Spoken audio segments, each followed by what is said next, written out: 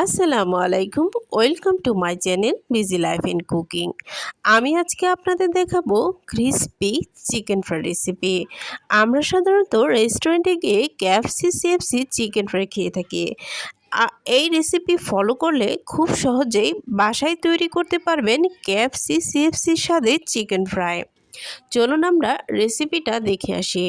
আমি এখানে দুটো মুরগি নিয়েছি চিকেন ফ্রাই ম্যারিনেশনের জন্য। এই ভিডিওতে আপনারা ম্যারিনেশনটাও পেয়ে যাবেন। প্রথমে আমি দেখুন চিকেনগুলো খুব ভালোভাবে আড়াআড়ি করে কেটে নিয়েছি। সবগুলো টুকরাতেই কিন্তু আমি এরকম শেপ করে নিয়েছি, কারণ এইভাবে করলে ভিতরে লবণ মশলা খুব ভালোভাবে ঢুকে। এখন আমি দিয়ে দিয়েছি পরিমাণ মতো লবণ এবং সিরকা। আপনারা এখানে লেবুর রসও ব্যবহার করতে পারেন। এবার আমি এখানে দিয়েছি 2 টেবিল চামচ রসুন বাটা, 1 টেবিল চামচ কাঁচামরিচ বাটা এবং এখানে দিয়েছি 2 টেবিল চামচ আদা বাটা। এখানে দিয়েছি 3 টেবিল চামচ পেঁয়াজ বাটা।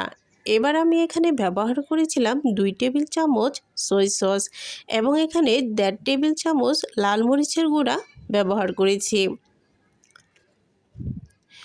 এখানে দিয়েছি 1 টেবিল চামচ ভাজা জিরা। এবার আমি এখানে গুঁড়ো দুধ ব্যবহার করেছি। এখানে আপনারা টক দইও ব্যবহার করতে পারেন। 2 টেবিল চামচ টমেটো সস ব্যবহার করেছি। এবার আমি এখানে দিয়েছি সাদা চিনি।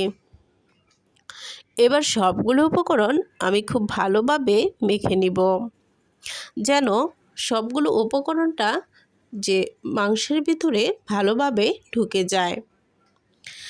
এবার আমি মাংসগুলো খুব ভালোভাবে মেখে ম্যারিনেশনের জন্য, এখানে আপনারা যদি ইনস্ট্যান্ট তৈরি করতে চান তাহলে 1 ঘন্টা বা 1.5 ঘন্টা আপনাদের হাতে যেরকম সময় থাকে রেখে দিতে পারেন। 3-4 ঘন্টা রাখলে আরও বেশি ভালো হয়। আর আমি যেহেতু এখানে বক্স ভরে রেখে দিব ফ্রোজেন করে ডিপ ফ্রিজে, পরবর্তীতে এগুলো দিয়ে আমি আরও অন্যান্য রেসিপি তৈরি করতে পারবো, ফ্রাইও করতে পারবো। এখানে আমি নিয়েছি আমরা যে রুটি খাই ওই আটাটা। এবার আমি নিলাম পরিমাণ মতো লবণ। এবার চিকেন ফ্রাইটা আটাতে দিয়ে উল্টা পাল্টা করে নিব 10-12 বারের মতো করে। দেখুন আমি কিভাবে আটাতে গড়াগড়ি করে নিচ্ছি চিকেনটা।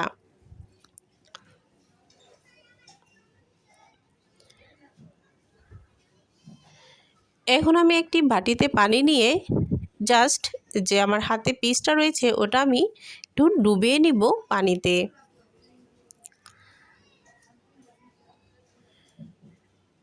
এখন ঠিক একইভাবে আবার আটায় লাগিয়ে নিব চিকেনে।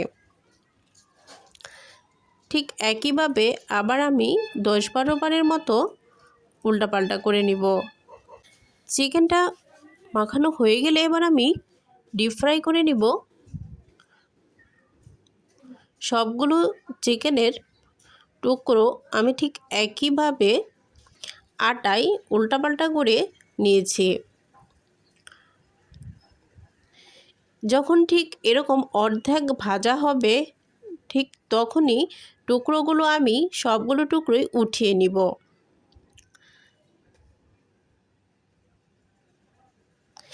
এভাবে আধা ভাজা করে উঠিয়ে নিলে কি হয়, ভিতরে খুব ভালোভাবে হয়, আবার উপরটাও পুড়ে না। এবার আমি এই টুকরোগুলো আবার ডিপ ফ্রাই করব।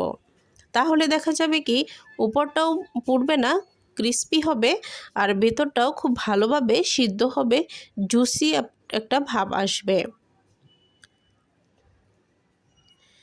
এবার আমি আর কিছুক্ষণ ভেজে দেখুন উঠিয়ে নিয়েছি, কতটা ক্রিস্পি হয়েছে এখানে দেখেই কিন্তু বোঝা যায়। আর খেতেও কিন্তু অনেক মজা হয়েছিল। আমার ভিডিও যদি আপনাদের কাছে ভালো লেগে থাকে অবশ্যই সাবস্ক্রাইব করবেন, লাইক করবেন এবং কমেন্টে জানাবেন। আল্লাহ হাফেজ।